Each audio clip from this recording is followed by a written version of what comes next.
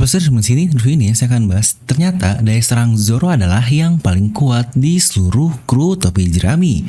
Nah, mari tanpa basa-basi lagi kita langsung saja wadaw.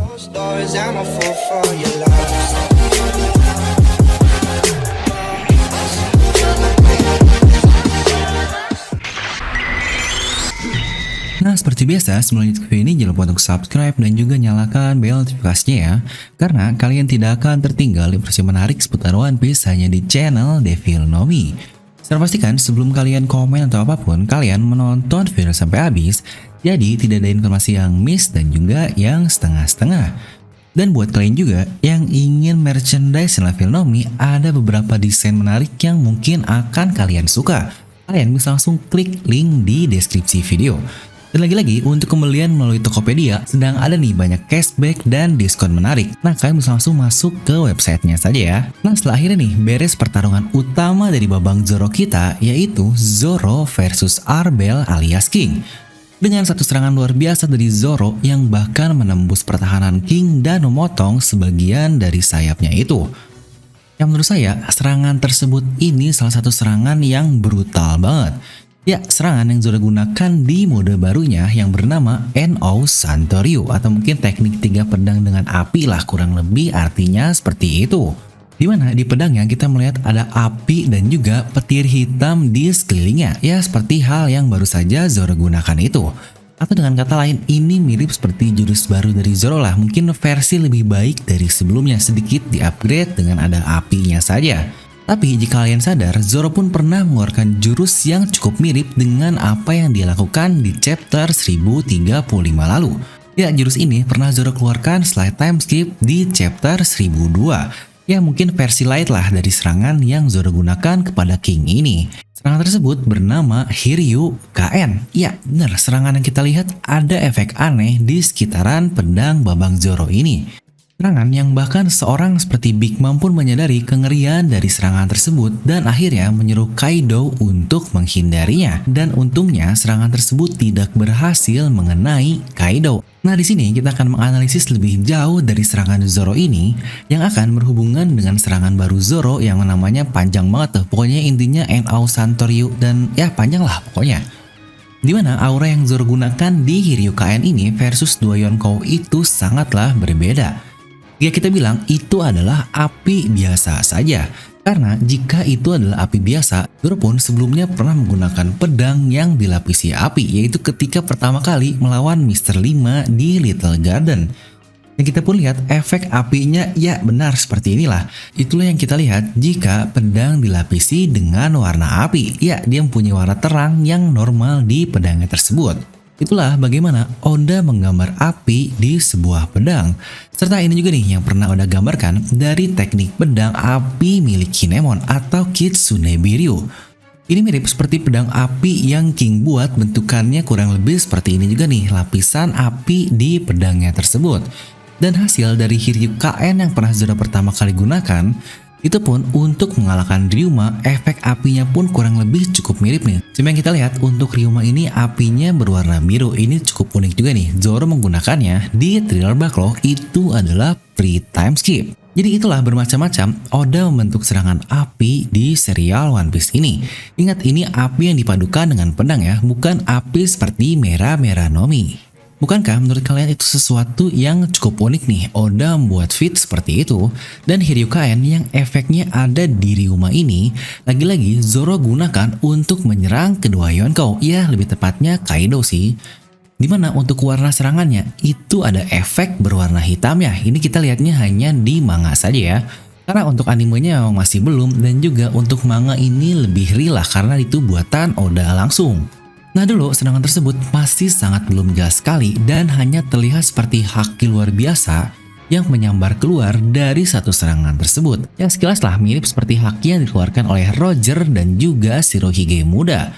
Tapi bahkan setelah kita perhatikan lebih jauh lagi, itu sangatlah berbeda sekali. Lebih mirip ketika Zoro di versi yang terbaru nih atau serangan di NO Santoryu-nya, ini baru mirip dengan Roger dan Shirohige. Karena di chapter terbaru, Zoro mengeluarkan serangan yang sejenis tapi sudah terkompres alias sudah dapat dikontrol dengan sangat baik untuk penggunaan haki dan apinya di NO Santoryu tersebut. Dan kita lihat pun serangan Hiryukaen yang Zoro lakukan berhasil menembus sesuatu yang sangat gila sekali. Menurut saya itu adalah salah satu serangan terkuat di serial One Piece ini yang keluar kembali setelah sekian lama nih kita tidak melihat satu serangan yang sangat kuat sekali. Ya mungkin tidak jauh setelah Zoro mengeluarkan ini kita melihat serangan terkuat lagi yaitu Hakai gabungan serangan kedua orang Yonkou. Ya dua orang Yonkou jadi sangat wajar sekali. Dimana di sini kita melihat tanduk Onigashima terbelah dengan begitu mudahnya oleh serangan Zoro ini.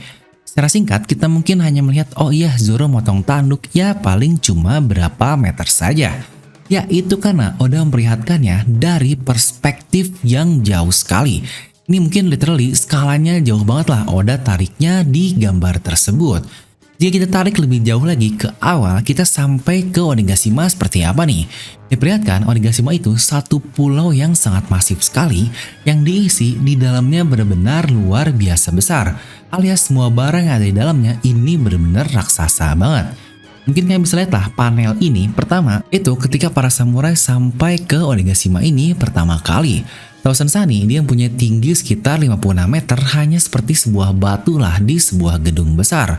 Dan Oars pun yang setinggi 67 meter hanya sekecil itu jika kita lihat untuk skalanya di pulau Onigashima ini.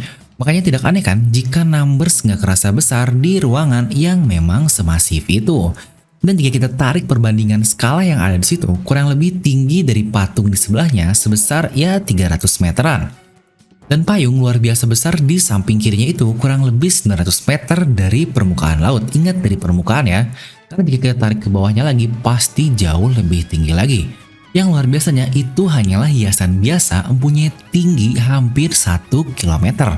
Waduh, untuk Monas aja dia nggak nyampe 1 km, makanya ini sesuatu yang sangat masif sekali. Dan jika kita tarik lebih jauh lagi, besar tengkorak dari Onigashima ini tanpa tanduknya pun kurang lebih sudah beberapa kali lebih tinggi dari pedang yang ada di kanan dan juga payung yang kurang lebih sebesar 900 meter tersebut. Jadi kita anggaplah untuk ukuran dari tengkorak Onigashima tingginya sampai 2 km lebih. Yang di kejauhan kita pun masih melihat ada pedang yang tertanam di sana. Untuk tanduknya sendiri bisa menjulang lebih dari beberapa kilometer ke atas dibandingkan tengkoraknya ini sendiri. Nah yang kita lihat juga di antara puncak dan tanduk bahkan kita bisa melihat ada beberapa bukit atau gunung lah yang melebar ke samping yang bisa kita asumsikan jaraknya itu beberapa kilometer dari rooftop utama. Alias tempat mereka semua ini bertarung. Yang lagi-lagi tebal dari tanduk itu bisa kita bayangkan lah seberapa tebalnya ya setidaknya berapa ratus meter lah jika tidak sampai 1 km. Ingat ini untuk tebalnya saja bukan untuk tingginya. Nah mungkin banyak yang nanya apa sih Min kok dari tadi malah ngebahas ukuran skala dari pulau aja kayak yang nggak penting banget nih. Nah poin yang mau saya sampaikan di sini adalah Zoro menggunakan Hiryukaen-nya, ingat ini dengan satu pedang doang yang digunakan yaitu Enma, dia bisa memotong tanduk dengan jarak beberapa kilometer dari Zoro ini dan berhasil menembus tanduk yang setebal itu yang tadi saya bilang bisa beratus-ratus meter, di mana serangan Phoenix yang Zoro keluarkan kepada Pika jelas itu bukan apa-apa dibandingkan level serangan Hiryukaen ini. Wah itu sih levelnya udah jauh banget. Dari sisi kerusakan yang dibuat dari serangan satu Zoro ini, itu adalah serangan terkuat yang keluar sepanjang arc Onigashima. Ya mungkin di bawah dikit lah dari serangan Hakai, Big Mom, dan juga Kaido. Ya mereka ini seorang Yonkou dan ada 2, jadi wajar sekali. Yang bisa saya bilang serangan ini saja sudah masuk top tier serangan terkuat di serial One Piece. Wah mungkin next kayaknya kita bisa bikin nih urutan serangan terkuat di serial ini ya. Oke next mungkin kita bahas. Dan di chapter terbaru, serangan NO Santoryu, Jigoku, dan yang lain-lain Zoro itulah yang panjang banget. Dia menggunakan Hiryukaen versi 3 pedang.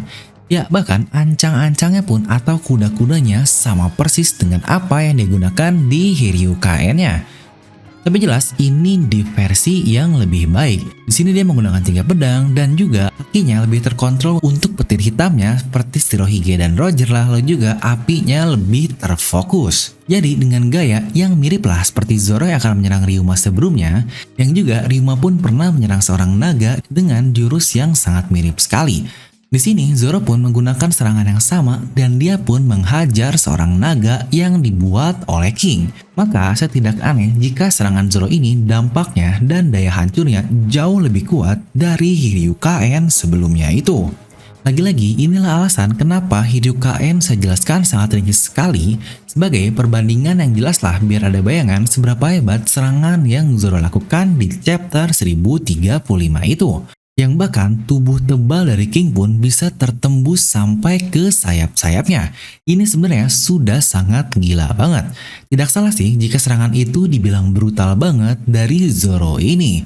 Sejujurnya memang dari serangan-serangan yang ada di seluruh kru topi jerami, daya area, kemampuan, radius, dan pertahanan dari Babang Zoro ini benar-benar yang paling tinggi lah untuk tingkat kehancurannya. Contohlah tadi serangan Hiryukaen yang saya bahas, lalu juga dari sisi pertahanan saat dia menahan Hakai-nya kedua Yonkou, yang bahkan supernova yang lain pun tidak terpikirkan untuk melakukan hal seperti itu. Luffy pun bahkan kaget.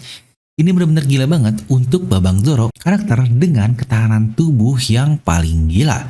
Nah, kira-kira menurut kalian gimana nih tentang Babang Zoro ini? Sekarang bakal ada saingan sih untuk ketahanan tubuh, yaitu dari Sanjay yang sudah bangkit exoskeletonnya. Nah, jadi itulah untuk video kali ini. Kalian bisa langsung tuliskan pendapat kalian di kolom komentar di bawah. Nah, serta karena dilihat-lihat banyak juga nih yang suka kripto dari live chat kita. Nah, buat kalian juga nih yang pengen cuan gede kayak gini, tapi harus siap rugi gede juga nih. Kalian bisa join bikin akun Binance, itu adalah exchange buat kalian beli koin kripto kayak Bitcoin, Doge, Shiba, dan yang lain-lain. Dan dengan kode referral ini, kita akan berbagi cuan, kalian bisa mendapatkan 10% lebih dari tiap transaksi di tiap pembelian lah. Intinya win-win solution banget. Kalian bisa langsung klik link di deskripsi video ya, atau masukkan kode referral yang tercantum di bawah. Dan seperti biasa, semoga kalian terhibur dengan video ini. Like aja kalau kalian suka, dislike aja kalau suka, jangan lupa untuk subscribe dan juga share video teman kalian. Gue Devil pamit and I'll see you guys next time.